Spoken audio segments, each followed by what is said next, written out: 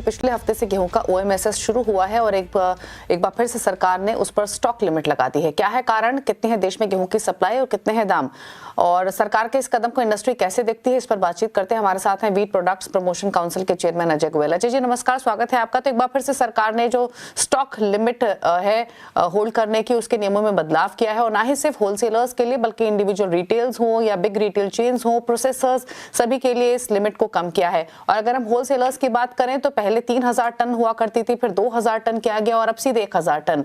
क्यों ये बदलाव आपके हिसाब से किए गए हैं? क्या सरकार को आशंका है कि वीट की होर्डिंग हो रही है, या जो हायर प्राइसेस गए हैं उसको कंट्रोल करने के लिए कदम उठाया गया है? देखिए, ये सरकार का जो है पिछले 2 साल से सेम पैटर्न है। जो है देश में गेहूं की कमी है और सरकार कोशिश कर रही है उस स्टॉक को फ्लश आउट करने के लिए सिस्टम में, लेकिन अनफॉर्चुनेटली इतना गेहूं नहीं है कि जो है बाजार में से जो है सप्लाई बढ़ेगी इस कदम से, क्योंकि ऑलरेडी जो है सब लोग स्ट्रगल कर रहे हैं। वीट अवेलेबिलिटी बहुत पुअर है और मुझे नहीं लगता कि जो है अगले 1-2 हफ्ते में इससे कोई खास फर्क पड़ेगा। अच्छा, अवेलेबिलिटी कितनी है? क्योंकि सरकार ने तो मेंटेन किया है कि जो गेहूं की अवेलेबिलिटी है वो कंफर्टेबल है। 113.2 मिलियन टन तक की बात सरकार ने कही है कि इतना वीट रहेगा 2004 सीजन में, और ये एक एम्पल अवेलेबिलिटी है। तो आपके हिसाब से आंकड़ा क्या रह सकता है टोटल प्रोडक्शन या अवेलेबिलिटी को लेकर?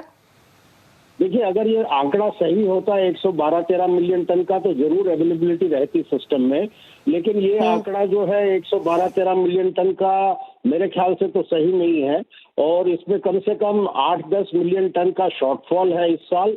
और इसकी वजह से ही जो है पिछले 6 महीनों से बाजार जो है ऊपर की तरफ है। सरकार का जो नया कदम है ओपन मार्केट सेल स्कीम का, उससे भी कोई खास फर्क नहीं पड़ा है। हाँ, एक बात जरूर है कि इन सब कदमों से थोड़ी सी भाव में स्थिरता रहेगी और जो एक अपवर्ड ट्रेंड था वो एक बार टेम्परेरीली रुक जाएगा। इनफैक्ट पिछले हफ्ते तक के भाव हमने काफी तेजी के साथ कारोबार करते हुए देखे थे। तो फिलहाल स्थिति क्या है भाव की, और सरकार के स्टॉक होल्डिंग लिमिट नियमों में बदलाव करने के बाद या कम करने के बाद कितना कूल डाउन हो सकते हैं प्राइसेस? प्राइसेस ज्यादा पुल डाउन होने की एक्सपेक्टेशन नहीं है, लेकिन जो 3100 रुपीज दिल्ली में प्राइस चल रही है उस लेवल पे स्टेबिलिटी आने की उम्मीद है अगले 2-3 हफ्ते। और क्या उम्मीद की जाए अजय जी कि अगर प्राइसेस थोड़े कूल डाउन हुए तो वापस ये रिवाइज की जाए लिमिट, या लगता है नहीं सरकार नहीं करेगी? नहीं, 1000 टन तो बहुत कम लिमिट है, मतलब इन द सेंस फिर तो जो है कोई ट्रेड ही नहीं कर पाएगा। मेरे ख्याल से बस अभी 1000 पे सरकार रुक जाएगी और गवर्नमेंट एक्सपेक्ट करेगी कि जो है मार्केट में जो है कुछ अवेलेबिलिटी बढ़े ट्रेडर्स की ओर से, स्टॉकिस्ट की ओर से, क्योंकि फार्मर के ऊपर तो ये लिमिट है नहीं। तो अगर स्टॉक है तो फार्मर के पास हो सकता है, उसके ऊपर कोई लिमिट लागू नहीं है, वो अगर बाजार में ले आए माल। लेकिन मुझे कोई ज्यादा उम्मीद नहीं है कि अगले आने वाले 1-2 महीनों में बहुत ज्यादा स्टॉक बाजारों में आएगा। ओके, ठीक है, चलिए शुक्रिया अजय जी अपने व्यूज देने के लिए इस खबर पर।